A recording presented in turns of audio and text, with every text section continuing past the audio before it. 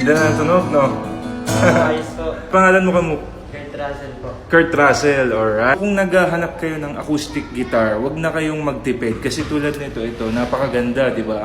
Magkano bili mo dyan? 8.5 lang po. 8.5. Pero alam ko meron ng mga second hand dito, mga 6K to ganon, 5 to 6K. So konti na lang, meron ka ng D&D na napakaganda. Ayan, no? Hindi ako binigyan masyado ng sakit ng ulo nito. As in, setup lang siya, full set. Ang problema sa mga acoustic na mumurahin na ganyan, napakahirap mag-setup ng acoustic dahil kailangan sure ang adjustment natin dyan. Itong gitara ng kamukmuk natin ay Django Senior. Yan, kumikinang po.